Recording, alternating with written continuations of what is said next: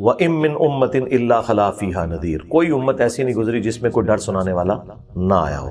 یہ تو واضح آیت ہے قرآن کی۔ اب رہ گیا کہ ہمارے علم میں تو قرآن میں ہے کہ ہم نے چند انبیاء کا ذکر آپ سے کر دیا، اکثر کا نہیں کیا۔ قرآن میں صرف 25 انبیاء کے نام آئے ہیں۔ مسند احمد میں حدیث ہے 1,24,000 پیغمبر ہیں، ان میں سے 315 رسول ہیں۔ تو 315 جو رسول ہیں نا، ان کا بھی ذکر قرآن میں نہیں آیا، ٹوٹل 25 انبیاء کا ہے۔ تو قرآن کب کہہ رہا ہے کہ ہم نے تمام انبیاء کا ذکر کیا؟ یہ جو ہر خشک ہوتا ہے نا، یہ اللہ نے اپنے علم کی بات کی ہے سورۃ الانعام میں، کہ زمین کی گہرائیوں میں کوئی دانہ نہیں پھوٹتا اور نہ کوئی پتا گرتا ہے خشکی میں نہ تری میں، مگر اللہ کے علم میں۔ یہ ہے بات، قرآن میں نہیں۔ وہ جو بڑی ہارڈ ڈسک ہے نا جس میں ہر چیز لکھی ہے، وہ قرآن نہیں ہے، وہ لوح محفوظ ہے۔ ایون قرآن بھی اس کا ایک حصہ ہے، بل ہوا قرآن مجید فی لوح محفوظ۔ لوح محفوظ اللہ کی بڑی ہارڈ ڈسک ہے جس میں سے قرآن بھی نازل ہوا، تورات بھی، زبور بھی، انجیل بھی، یہ سارا نالج اس میں ہے۔ رہ گیا قرآن، تو قرآن ڈاکٹرن میں تمام پیغمبروں کا ذکر کرتا ہے، ان کی تعلیمات کا، اور تمام مذاہب کا بھی ذکر ہے۔ دیکھیں دنیا میں جو بڑے بڑے اگر مذاہب ہیں، آپ ان کو لسٹ ڈاؤن کریں تو ایک خدا کا کانسیپٹ تو سب میں ہے نا، چاہے وہ جیوز ہوں، کرسچنز ہوں، مسلمز ہوں، تو اس کا بھی ذکر قرآن میں موجود۔ دوسرا جو یہ بت پرستی کا مذہب ہے، بتوں کی پرستش، اس حوالے سے بھی ڈسکشن موجود ہے۔ تیسرا اگر کوئی کہہ سکتے ہیں ایتھیسٹ، ڈینائل آف گاڈ، ان کے جوابات بھی قرآن میں دیے گئے ہیں۔ چوتھا یہ کہ خدا کو تو مانتے ہیں لیکن آخرت کا انکار کرتے ہیں کہ آخرت کوئی نہیں ہونے والی۔ تو ڈاکٹرن میں یہ چار بڑے بڑے مذاہب جو دنیا میں ہیں، اگر آپ لسٹ ڈاؤن کریں گے نا تو دنیا کا ہر مذہب کسی نہ کسی کیٹیگری میں فال کرے گا۔ مثلا اگر آپ ہندوؤں کو لیں تو قرآن میں نہ بھی ذکر ہو، بت پرستی والے مذہب میں تو آتا ہے نا۔ اگر آپ سکھوں کو لیں، وہ قرآن میں کہیں فٹ نہ ہو، تب بھی اہل کتاب کا جو ایک سلسلہ ہے اس کے اندر تو فال کرتا ہے، کیونکہ وہ ہمارے نبی کو بھی مانتے ہیں، نبی علیہ السلام کو بھی وہ اوتار مانتے ہیں وہ۔ تو جتنے دنیا میں اس وقت مذاہب ہیں، کسی نہ کسی درجے میں وہ جو چار بڑے بڑے اسکول آف تھاٹ آپ کہہ لیں یا مذاہب، ان میں فال کرتے ہیں۔ تو ڈاکٹرن تو قرآن میں موجود ہے۔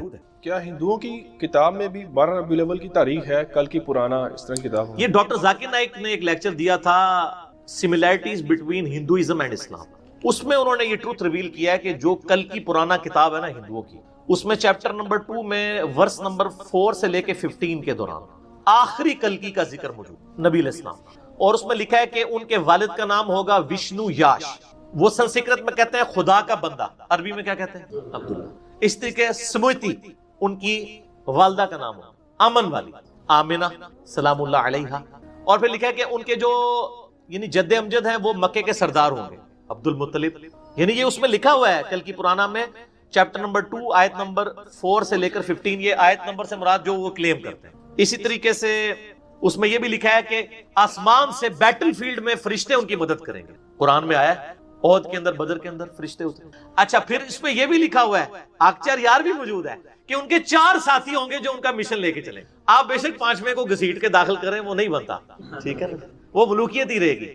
وہ 4 ساتھی ہیں، وہ بکر، عمر، عثمان اور علی، حسن ابن علی تو ان کے ساتھ ہی شامل ہو جائے۔ تو سر یہ تو ہندوؤں کی کتاب میں بھی آکچار یار ہے، تو اسی 5واں 6واں جتنا مرضی پاؤ نہیں بڑھنا، 4 ہی رہنے دینا۔ تو یہاں تک یعنی اس میں پروفیسیز لکھی ہوئی ہیں۔ تو ڈاکٹر ذاکر نائک کی چونکہ یہ فیلڈ ہے، میں نے خود نہیں وہ پڑھی، میں انہی کو کوٹ ان کوٹ کر رہا ہوں، ظاہر ذمہ داری کے ساتھ، اور وہ باقاعدہ ڈسپلے بھی کر دیتے ہیں۔ تو یہ یعنی انہوں نے چیزیں نقل کی ہیں، تو اس طرح کی چیزیں موجود ہیں وہاں پہ کل کی پرانا کے اندر۔ پھر جعلنا ہاں، اچھا ایک بات اور نوٹ کر لی، کیونکہ عالمین کہا ہے، تمام جہان والوں کے لیے ہم نے نشانی بنائی، تو حضرت نوح علیہ السلام کا ذکر جو ہے، ہندوستان میں جو ان کے بڑے بڑے اسکرپچرز ہیں ان کے اندر ایک شخص گزرا ہے ابھی ماضی قریب میں، ڈوبائس لکھیں گے، لیکن یہ کہ فرینچ تھا اور فرانسیسی زبان میں آخری لفظ میں وہ بولتا ہے ڈوبائی، تو جیسے مورس بوکا ہے، حالانکہ بوکیل اگر پڑھیں گے انگریزی میں تو وہ مورس بوکیل بنتا ہے، لیکن وہ مورس بوکا ہے۔ یہ شخص 40 برس تک ہندوستان میں رہا، اور اس نے ہندوؤں کے اسکرپچرز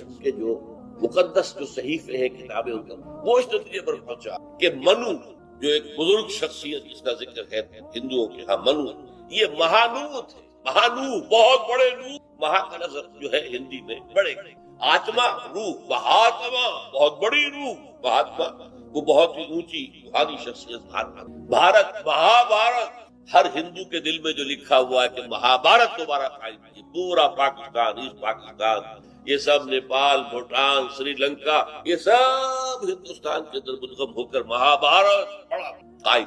تو مہانو سے وہ نوح بن گیا ہے، اور جو ان کی منو سمرتی ہے وہ در حقیقت حضرت نوح کی وہ شریعت تھی جو انہوں نے اپنے قوم کو منو سمجھا. واللہ عالم. میں یہ سمجھتا ہوں چونکہ اس میں یہ ہے کہ مہانور جو ہے ایک بڑا ہڑ آیا تھا, بہت بڑا سیلاب آیا تھا, تو کشتی میں سے جو لوگ بچے تھے ان میں سے کچھ یہاں بھی. تو اس حوالے سے محسوس ہوتا ہے کہ ان کی بات ٹھیک. ہندو جو صاحب ہیں, ہندو صاحب نے اپنے ایمفسائز کیا 5000 سال پرانے دھرم کو, جو کہ ایک پرائیڈ کے طور پہ لیا. کیا سوال یہ ہے کہ کیا ہم مسلمان in comparison with Jewish and Christian religion, جو کہ سیم ہے کہ خدا تو جا کے ایونچولی ایک ہی ہوتا ہے, تو کیا وہ ہم پہ یہ اس چیز کا پرائیڈ کر سکتے ہیں یا وزن رکھتے ہیں؟ ہاں دیکھیں, یہ 5000 سال والی بات مجھ سے اسکپ ہو گئی تھی. 5000 سال والی جو بات ہے نا, ہم بھی کہتے ہیں کہ یہ 5000 سال پرانا ہی ہے. ہم پوچھتے ہیں وہ 5000 سال سے پہلے جو دھرم تھا وہ کون سا تھا؟ اسلام ہی تھا نا. جی.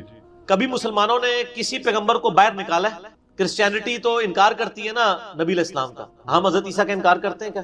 جیوز جو ہیں عیسیٰ اور محمد صلی اللہ علیہ وآلہ وسلم دونوں کا انکار کرتے ہیں. کیا ہم موسیٰ علیہ السلام کا انکار کرتے ہیں؟ تو ہم تو مان رہے ہیں, ہم تو کہہ رہے ہیں ابراہیمک ریلیجن ہے, تینوں آسمانی ریلیجن ہے, اور یہ بیسیکلی صحف ابراہیم کی بگڑی ہوئی شکل ہے.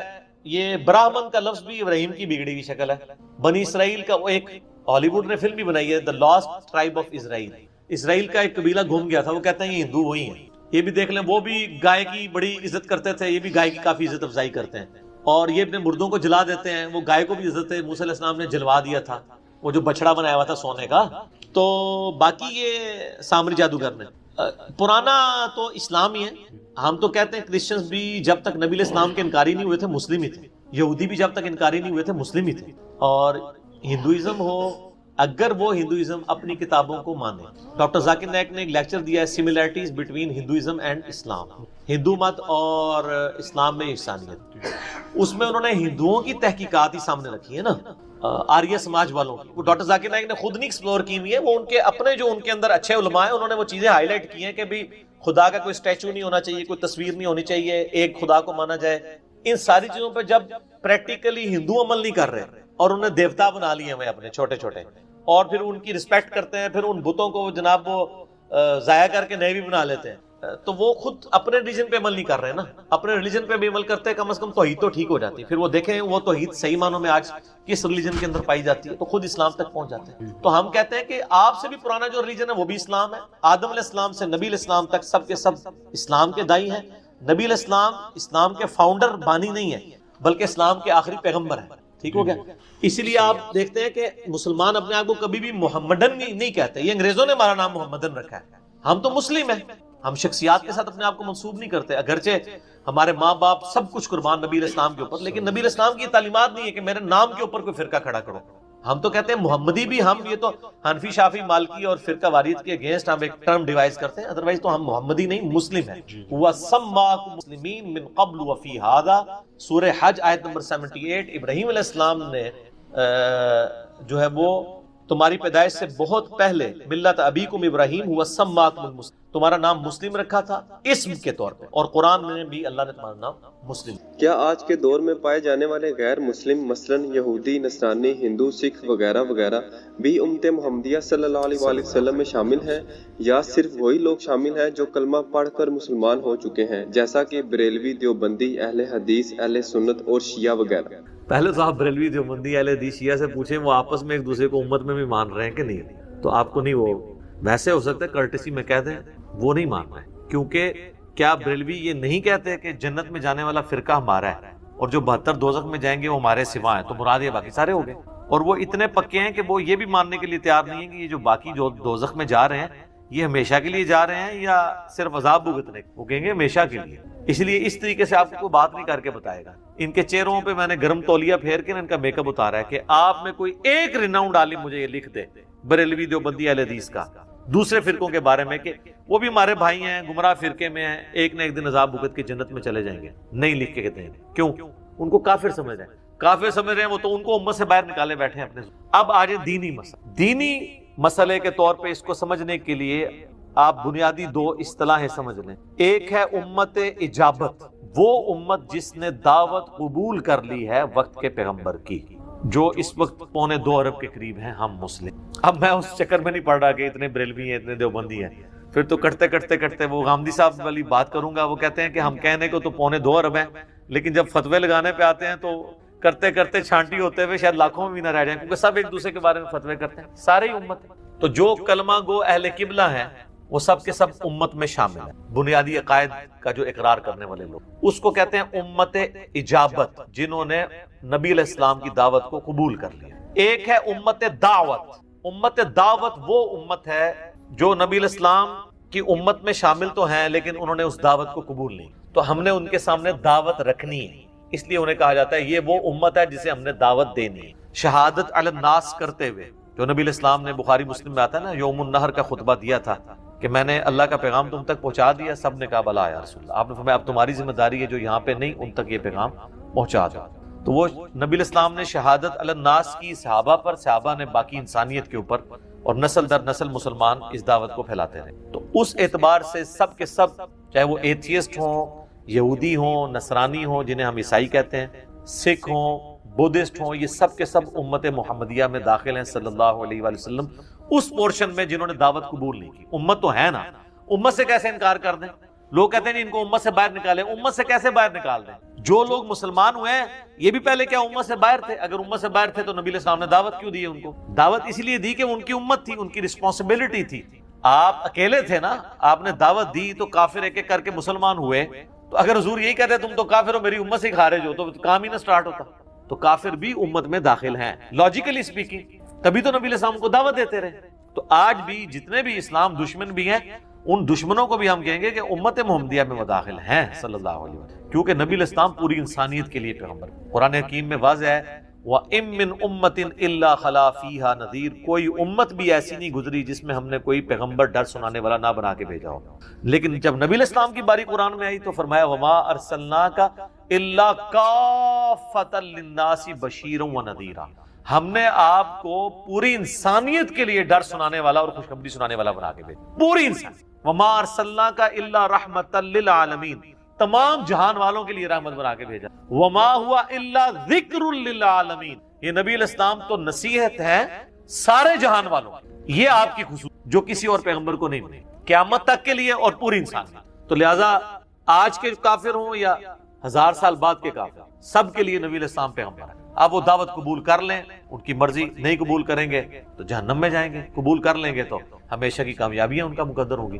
بخاری مسلم دونوں میں حدیث ہے، نبی علیہ السلام نے فرمایا مجھے اللہ تعالیٰ نے 5 خوبیاں ایسی دی ہیں جو مجھ سے پہلے کسی پیغمبر کو نہیں دی ہیں۔ نمبر 1، پوری زمین میرے لیے سجدہ گاہ بنا دی گئی۔ اگلی امتوں میں صرف مسجد میں نماز پڑھ سکتے تھے، سفر میں جاتے تھے، واپس آ کے ساری نمازیں اکٹھی کر کے پڑھنی ہوتی۔ نمبر 2، میرے لیے مال غنیمت حلال کر دیا، کافروں سے جو مال ملتا ہے نا جنگ میں، جو وہ چھوڑ کے بھاگ جاتے ہیں، اگلی امتوں میں یہ حرام تھا، کھلے میدان میں رکھتے تھے، آسمان سے ایک آگ آتی تھی اسے جلا دیتی۔ سورہ آل عمران میں بھی ہے نا، قربانی اس طریقے سے قبول ہوتی تھی بنی اسرائیل، لیکن اس امت کے لیے کہا گیا تم استعمال بھی کر سکتے۔ تیسرا، 1 مہینے کی مسافت سے میرا روب ڈال دیا کافروں، میری امت 1 مہینہ دور ہو تو ان پہ روب ڈال جائے۔ یہ جہاد حضور کو اللہ نے تلوار کے ساتھ، سر سورہ محمد کا نام سورہ قتال ہے، نبی الاسلام اور قتال لازم و ملزوم، قرآن اور قتال نبی الاسلام کی 2 خصوصیات ہیں، اس سے کوئی جان نہیں چھڑا سکتا۔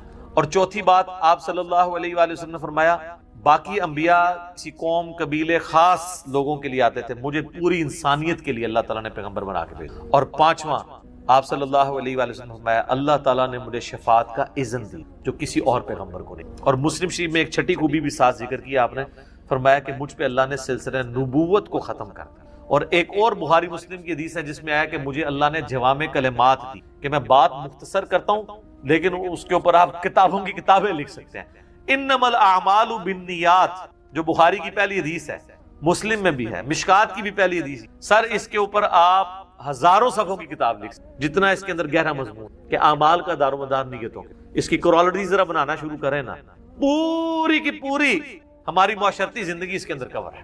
یہ ہے جوامع کلمات، بات مختصر اور مفہوم ایسا کہ ہر اینگل سے اس میں فٹ ہو، یہ آپ علیہ السلام کی۔ تو اس میں بھی ہے کہ پوری انسانیت کے لیے مجھے پیغمبر بنا کے بھیجا۔ لہٰذا یہ کنسیپٹ کلیئر کریں، لوگ سمجھتے ہیں کہ وہ امت سے خارج ہے، وہ جو امت سے خارج والی حدیثیں ہیں نا وہ نبی اسلام کی طرف سے وعیدیں ہیں، تھریٹس ہیں، جیسا کہ مسلم شریف میں حدیث ہے جس نے ملاوٹ کی وہ مجھ سے نہیں۔ اب یہ نہیں ہے کہ ملاوٹ کی ہے تو اب وہ نبی اسلام کی امت سے، دین سے سب کچھ خارج ہو گیا، مراد یہ کہ وہ روحانی طور پر اگر سوچے ماننے والا میرا ہو اور ملاوٹ کرے تو کام تو وہ غیروں کے کر رہا ہے، اگرچہ ہے میرا ہے لیکن کام غیروں والے ہے، تو گویا کہ غیروں والا ہے. یہ لنگوسٹک میں بات ہو رہی ہے. جیسا کہ بخاری مسلم میں آیا نکاح میری سنت ہے، فمن رغب عن سنتی فلیس منی، جس نے میری سنت سے اغراض کیا، اس سے بھاگنے کی کوشش کی، وہ مجھ سے نہیں ہے. اس کا یہ مطلب نہیں کہ وہ کافر ہو گیا یا امت سے خارج ہو گیا، مراد یہ کہ میرے ایک طریقے کو وہ چھوڑ بیٹھے. اچھا نکاح کے اوپر تو سارے کہہ رہے ہوتے ہیں، آج تک کبھی کسی نے سنا ہے کہ جو نماز نہ پڑھے وہ میری امت سے خارج ہے؟ تو آپ کہیں گے اس کی کوئی حدیث بھی نہیں ہے. سر اس کے اوپر تو یہ والی حدیث ہونی بھی نہیں چاہیے تھی، ورنہ تو آپ بھاگ جاتے. اس کے اوپر حدیث اس سے زیادہ سخت ہے. صحیح مسلم 246، بندے کے کفر اور اسلام، شرک اور ایمان کے درمیان فرق نماز ہے. وہاں تو حضور علیہ السلام نے واضح الفاظ کفر کے بول دیے. یہاں تو آپ تعویل کر سکتے ہیں نا کہ وہ مجھ سے نہیں، مراد یہ ہے کہ جیسے ایک باپ بھی بیٹے کو کہہ دیتا ہے کہ میرا بیٹا نہیں ہے، اس کا یہ مطلب تو نہیں بیٹا تو نہیں ہوتا. واقعی یہی والی تعویل بنے کہ کرتوت تیرے میرے والے نہیں ہے، لیکن ظاہر ہے اس سے دستبرداری تو نہیں ہو سکتی. لیکن جو نماز والا معاملہ ہے نا، وہاں آپ نے یہ لفظ نہیں استعمال کیا، کفر کے لفظ. جامعہ ترمذی میں حدیث ہے، شقیق تابعی کہتے ہیں کہ میں نے صحابہ کرام کو تارک نماز کے علاوہ کسی کی تکفیر کرتے ہوئے نہیں دیکھا. صحابہ کرام تکفیر کرتے تھے نماز چھوڑنے والے. جامعہ ترمذی میں حدیث ہے، جس نے جان بوجھ کے نماز چھوڑی اس نے کفر کیا. من ترک الصلاۃ متعمدا فقد کفر. ہاں پاکستان کے شناختی کارڈ میں وہ آپ اس کے رحمۃ اللہ علیہ بھی لکھ لیں، کوئی فرق نہیں پڑے گا. اللہ کا کرائٹیریا اپنا ہے. اور یہ تو صرف حدیثیں ہیں سر. آپ قرآن میں آئے تو قرآن تو ننگی تلوار ہے. منیبین الیہ، اس کی طرف رجوع لاؤ. واقیموا الصلاۃ، نماز کو قائم رکھنا. ولا تکونوا من المشرکین، اور مشرک نہ ہو جانا، نماز چھوڑنے والا مشرک. تو یہ جو وعیدیں اس طرح کی آتی ہیں نا، وہ امت میں سے نہیں، وہ ان معاملوں میں بات ہو رہی ہوتی ہے. بہرحال امت اجابت میں مسلمان شامل ہیں، اور مسلمانوں کے علاوہ، مسلمانوں کے سوا جتنے اور ہیں وہ سب کے سب نبی الاسلام کی امت ہیں. ہم نے ان کے سامنے دعوت رکھنی ہے، شہادت علی الناس کرنی ہے. آن دا بہاف آف پروفٹ، نبی الاسلام کے ڈاکیے کی حیثیت سے ہم نے اللہ کا پیغام ان تک پہنچانا ہے. وہ امت دعوت ہیں اور وہ اسلام قبول کریں گے. اور اس میں بھی اللہ تعالیٰ دیکھیں کتنی ڈیٹیل سے بیان کرتا ہے کہ تم اسلام دشمنی میں سب سے زیادہ پاؤ گے بڑھ کر یہودیوں کو، اور اللہ تعالیٰ ہمارا ہے حتیٰ کہ مشرکین سے بھی بڑھ کر. اور تم اسلام کے سب سے قریب پاؤ گے نصارہ کو، کیونکہ ان میں قسیسین اور رہبان ہیں، وہ نرم دل لوگ، اللہ والے لوگ ان میں موجود ہیں، یعنی گاڈ کانشیسنس موجود. اس زمانے میں بھی تھے، آج بھی تھے. اس لیے آپ دیکھیں جتنے لوگ غیر مسلم سے مسلمان ہو رہے ہیں ان میں سے اکثریت مور دین 90% وہ کرسچنز ہیں، کیونکہ کرسچنز اور مسلمانوں میں کامن پرسنالٹی ہے عیسیٰ علیہ السلام کی. جیوز اور کرسچن میں حضرت عیسیٰ علیہ السلام کامن نہیں ہے.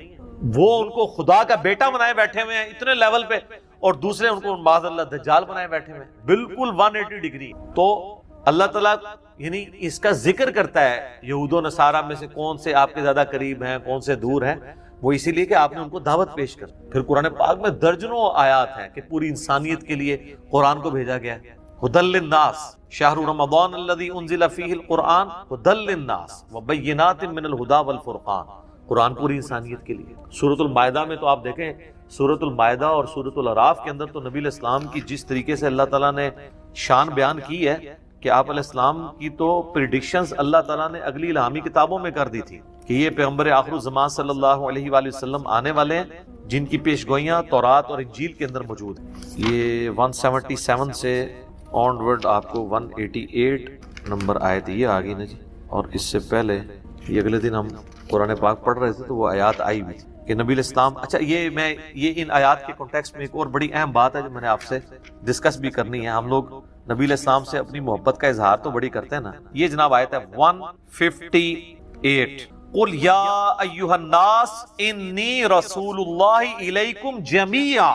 اے نبی تم فرما دو اے پوری انسانیت میں تم سب کے سب کی طرف پیغمبر جمیعا.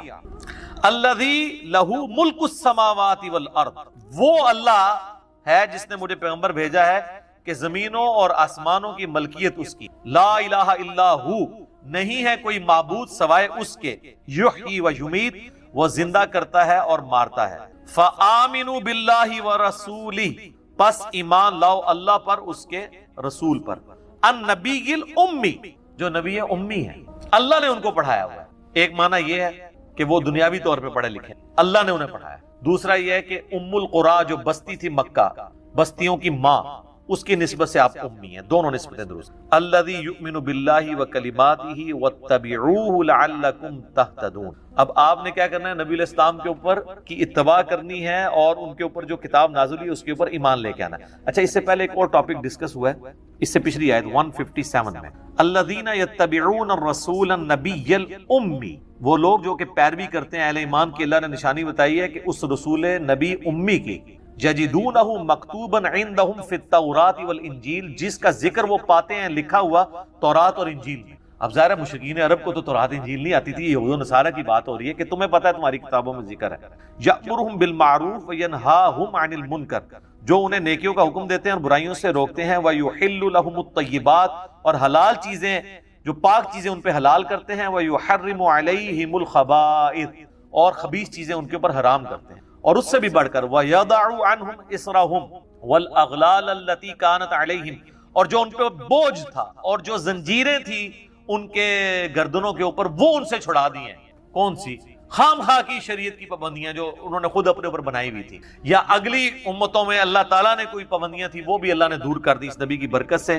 اب وہ آ رہی ہے کانٹے کی بات. فَالَّذِينَ آمَنُوا بِهِ وَعَزَّرُوهُ وَنَصَرُوهُ وَاتَّبَعُوا النُّورَ الَّذِي أُنزِلَ مَعَهُ، تو اللہ تعالیٰ ہمارا جو لوگ اس پر ایمان لائیں گے، ان کی عزت کریں گے اور اس نبی کی مدد کریں گے اور پیروی کریں گے اس نور کی یعنی قرآن کی جو ان کے ساتھ نازل ہوا، اولئک هم، ایسے لوگ ہوں گے فلاح بات. مجھے اگلے دن ایک بھائی نے رابطہ کیا، جی میں نبی علیہ السلام کے نام کا بکرا دیتا ہوں ہر سال نا قربانی کا. میں نے کہا حضور کو ہمارے بکروں کی ضرورت نہیں ہے. یہ چیز میں سمجھ سکتا ہوں، واللہ میرے لیے کوئی کروڑوں روپے کا گفٹ بھی لیا، آپ کو پتا میں اوائڈ کرتا ہوں، نہیں لیتا، مجھے کوئی خوشی نہیں ہو. ہاں مجھے آگے کوئی یہ بتائے نا کہ ہم نے جناب وہ آپ کی ویڈیوز شیئر کروائیں، اس طرح یہ دعوت حق ہم نے لوگوں تک پہنچائی تو اتنے لوگوں نے توحید قبول کر لی، سنت کے مطابق نماز شروع کی، میرا خون بڑھ گیا. یہ آپ لوگوں کے ساتھ بھی ایکسپیرینس ہے. ایک دائی کے لیے سب سے زیادہ اہم چیز اس کی دعوت ہوتی ہے. یہ تو ایک عام بندے کی بات ہو رہی ہے سر. نبی علیہ السلام کو تو اللہ نے ڈیوٹی اسائن کی ہے کہ انہوں نے لوگوں کو دوزخ کی آگ سے بچا کے جنت کی طرف لے کے جانا ہے، جو بخاری مسلم میں حدیث ہے کہ تمہاری مثال پتنگوں کی سی ہے اور میں تمہارے کمر بند سے پکڑ پکڑ کے تمہیں آگ سے جنت کی طرف لے کے جا رہا ہوں. تو نبی علیہ السلام کو خوشی اس بات کی ہوگی کہ یہ بندہ پوری زندگی میرے نام کا بکرا دیتا رہا اور بکرے دینے کے بعد ان لوگوں کو کھلا رہا ہے جو حضور کے دین کا بیڑا غرق کر رہے ہیں. تو تم تو ان کو مطلب ایڈ فیول ٹو فائر کرتے رہے ہو. یا حضور کو خوشی اس بات کی ہوگی کہ اس نے میری مدد کی. آج بھی آپ حضور کی مدد کر سکتے، ان کے دین کی مدد. تو یہاں پہ ہے کہ فلاح وہ لوگ پائیں گے جو نبی پر ایمان لائیں گے، ان کی عزت کریں گے، ان کی مدد کریں گے، ان کی اتباع کریں گے اور اس نور کی جو ان کے ساتھ نازل ہوا یعنی قرآن کی اتباع کریں گے، وہ فلاح پائیں گے. تو حضور علیہ السلام کو قربانی کے موقع پہ ہمارے بکروں کی ضرورت نہیں ہے، بلکہ قربانی کے موقع پہ آپ قربانی کے سنت مسائل اور بڑی عید کے پڑھنے کا طریقہ بتا دیں نا آپ پبلک میں کھڑے ہو گئے. یہ حضور کی آپ جو ہے نا وہ خوشی کے لیے کوئی کام کر رہے ہوں. یہ بکرے شکرے دینے سے کچھ بھی نہیں ہوتا. باقی کوئی محبت کا اظہار کرنا چاہتا ہے تو ظاہر ہے وہ تو عام میت کی طرف سے بھی صدقہ ہو سکتا ہے. اگر کوئی کرنا چاہتا ہے وہ ایک معاملہ الگ ہے، وہ ایک فقہی بحث ہے، وہ میں انشاءاللہ آلریڈی ویسے میں نے ڈسکس کی ہوئی ہے، کبھی موقع ملا ڈسکس کروں گا.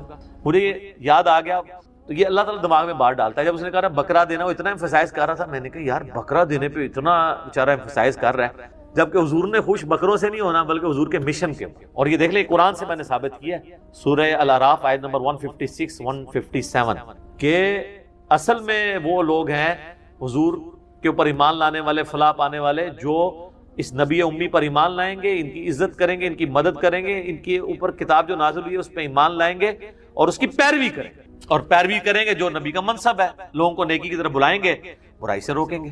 یہ ہے اصل میں. تو یہ پوری امت کا کام ہے.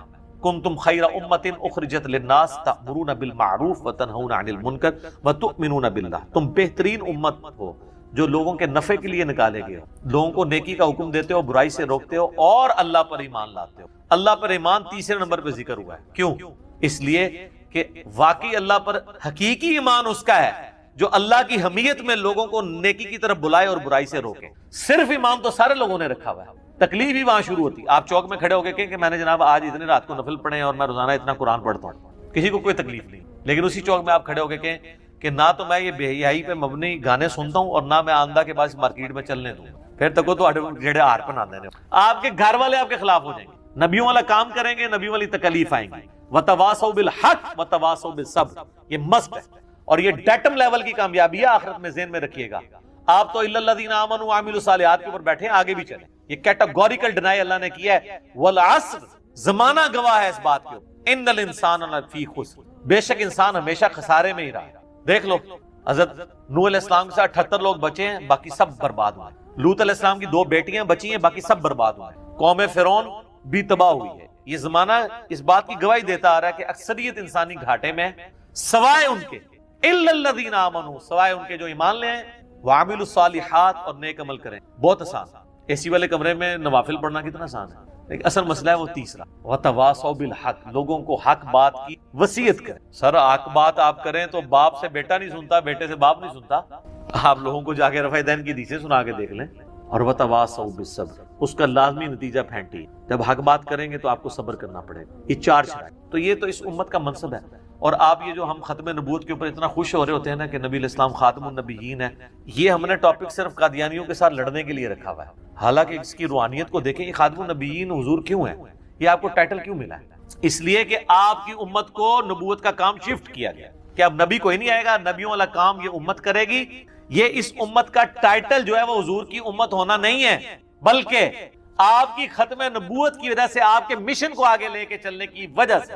وہ الٹیمیٹلی جب حضور کے ساتھ نسبت کر رہے ہوتے ہیں اس کے پیچھے ریزن کیا ہے؟ صرف حضور کے ساتھ کو نام جوڑ لے تو نام تو جناب ابو لہب کا بھی جوڑا ہوا ہے، حضور کا چچا نہیں ہے، ہاشمی نہیں ہے. ہمیں جو نبی علیہ السلام کی نسبت کی وجہ سے اس امت میں ہونے کا فائدہ ہے، وہ اس وجہ سے نہیں کہ نبی علیہ السلام کے ساتھ نسبت ہے، اس وجہ سے کہ آپ صلی اللہ علیہ وآلہ وسلم خاتم النبیین ہے، اور ختم نبوت کی برکت سے نبیوں والا کام امتیوں کو ٹرانسفر ہو گیا ہے. یہ اتنا بڑا کام ہے کہ نبیوں والا کام ہے، اس کی وجہ سے یہ امت اگلی امتوں پر افضل ہے. اور یہ چونکہ حضور کی نسبت کی وجہ سے ملا ہے، ہم اس لیے کہتے ہیں ہم خوش نصیب ہیں، حضور کی امت ہے. پیچھے ریزن یہ ہے، آج تک آپ کو کسی مولوی نے بتائی ہے؟ وہ جی نبیوں نے تمنا کی ہے اس امتی چاہنے دی. کیوں؟ وجہ دسو. کنتم خیر امت اخرجت للناس تأمرون بالمعروف وتنہون عن المنکر. تبلیغی جماعت والے یہ بات کر رہے ہوتے ہیں، لیکن جس انداز میں نے کی ہے نا، اس انداز میں ان کی بھی جرت نہیں کر جائے. وہ کس طرح کہیں گے کہ جی فضیلت یہ نہیں ہے کہ آپ نبی کی امت ہے، فضیلت یہ ہے کہ نبی علیہ السلام پہ خاتم النبیین ہے، نبوت ختم ہوئی ہے. آپ چونکہ آخری نبی ہیں، آپ کی وجہ سے امت میں ایک کام ٹرانسفر ہوا ہے. اس کام ٹرانسفر ہونے کی وجہ سے چونکہ آپ کو نبیوں والا کام ملا ہے، اس وجہ سے آپ کی امت اگلے نبیوں کی امت سے افضل ہے کہ پوری انسانیت تک انہوں نے شہادت علی الناس کرنی. اس پہ مولانا مودودی کا ایک چھوٹا سا کتابچہ بھی ہے، شہادت علی الناس. اور یہ شہادت علی الناس کا ذکر قرآن حکیم میں سورۃ الحج کے اندر بھی آیا ہے، سورۃ البقرہ کے اندر ہے. سورہ حج والا ذرا ٹاپک اس اعتبار سے ہے کہ اس میں ہمارے لیے ایک درس عبرت بھی ہے. میں وہ پڑھ دیتا ہوں آپ کو. سورہ حج کی آخری آیت ہے 78. وَجَاهِدُوا فِي اللَّهِ حَقَّ جِهَادِ، اللہ کی راہ میں کوشش جاری رکھنا جیسا کہ حق ہے. اس میں قتال بھی شامل ہے، دین کی تبلیغ بھی شامل ہے، کیونکہ جہاد آیا. وَاجْتَبَاكُمْ وَمَا جَعَلَ عَلَيْكُمْ فِي الدِّينِ مِنْ حَرَجٍ، اس نے تمہیں چن لیا ہے اے امت محمدیہ، اور دین کے معاملے میں کوئی تم پر تنگی نہیں رکھی. ملت ابیکم ابراہیم، پیروی کرو اپنے باپ ابراہیم کی ملت کی. ہوا سماکم المسلمین، جس نے تمہارا نام مسلم رکھ دیا تھا. من قبل، اس قرآن کے نزول سے پہلے. وفی ہذا، اور اس قرآن میں اللہ نے بھی تمہارا نام مسلم. آگے سنیں. لیکون الرسول شہیدا علیکم، تاکہ یہ رسول تم پر گواہی دیں. کیا گواہی دیں؟ اللہ کا پیغام تم تک پہنچائیں. جو بخاری مسلم میں آتا ہے، کیا میں نے پیغام پہنچا دیا؟ صحابہ نے کہا پہنچا دیا. مسلم کے الفاظ آپ نے 3 دفعہ یہ انگلی اللہ کی طرف بلند کر کے صحابہ کی طرف، اے اللہ گواہ رہے. اللہم اشہد، اللہم اشہد، اللہم اشہد. یہ وہ لفظ ہے شہید، تاکہ رسول اللہ تم پر شہید بنے. وَتَكُونُوا شُهَدَاءَ عَلَى النَّاسِ، اور تم پوری انسانیت پر شہادت علی الناس. یہ شہادت علی الناس یہاں سے مودودی صاحب نے لفظ، اور سر یہ قرآن میں صدیوں سے یہ لفظ لکھے تھے. ان کو ایسے ٹرمز پبلک کو بتانا کہ شہادت علی الناس ایک چیز ہے. میرا یہ چیلنج ہے مولانا مودودی سے پہلے یہ ٹرم آپ کسی مفسر، کسی محدث کی دکھا دیں. وہ تو ہم بحثیں کرتے رہے ہیں کہ رفع دین کرنا یا نہیں کرنا، خون نکلنے سے وضو ٹوٹتا یا نہیں ٹوٹتا، کیونکہ پوری دنیا میں ہماری حکومت تھی، کوئی کام کرنے کو ہے نہیں تھا.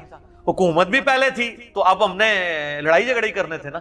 یہ تو جب ہمیں اللہ تعالیٰ نے انگریزوں کی شکل میں، تاتاریوں کی شکل میں ہم پہ جو عذاب مسلط کیا، اس کے بعد ہمیں ہوش آیا کہ ہم دین کو دوبارہ لرن کریں. پھر مودودی صاحب جیسے لوگ پیدا ہونے کو شہادت علی الناس پائی، اے لفظ دیکھو وَتَكُونُوا شُهَدَاءَ عَلَى النَّاسِ، اور تم رسول اللہ کے بیاب پہ پوری انسانیت تک اللہ کے گواہ بن جاؤ. فَأَقِيمُوا الصَّلَاةَ، پس قائم رکھو نماز. وَآتُوا الزَّكَاةَ، اور زکوٰۃ ادا کرتے رہو. وَاعْتَصِمُوا بِاللَّهِ، اور اللہ سے چمٹ جاؤ. اللہ سے چمٹنا کیا ہے؟ قرآن سے چمٹ. یہ وہی لفظ ہے وَاعْتَصِمُوا بِحَبْلِ اللَّهِ جَمِيعًا وَلَا تَفَرَّقُوا، جو غدیر خم کی حدیث میں قرآن اور اہل بیت ہے، اور وہاں پہ الفاظ ہیں قرآن اللہ کی رسی ہے، اس میں ہدایت ہے، اس میں نور ہے، جو اس کو پکڑے گا ہدایت پہ ہوگا، جو چھوڑ دے گا گمراہ ہو جائے گا۔ مسلم شریف میں 4 حدیث ہیں 6228 تک 6256 ہوا مولاکم، وہ تمہارا پشت پناہ ہے، فنعم المولا ونعم النصیر، تو کیا ہی پشت پناہ ہے وہ اور کیا ہی مددگار ہے وہ۔ اس پہ 17واں پارہ بھی ختم ہوتا ہے اور سورہ حج بھی مکمل ہوتی ہے۔ یہ ہے شہادت الناس پوری انسانیت کی۔ تو بات کہاں سے کہاں شروع ہوئی تھی؟ امت اجابت اور امت دعوت۔ نبی علیہ السلام کی جس امت نے دعوت قبول کر لی وہ امت اجابت ہے، اور جنہوں نے قبول نہیں کی ان تک ہم نے شہادت الناس کرتے ہوئے بات پہنچانی ہے، وہ امت دعوت۔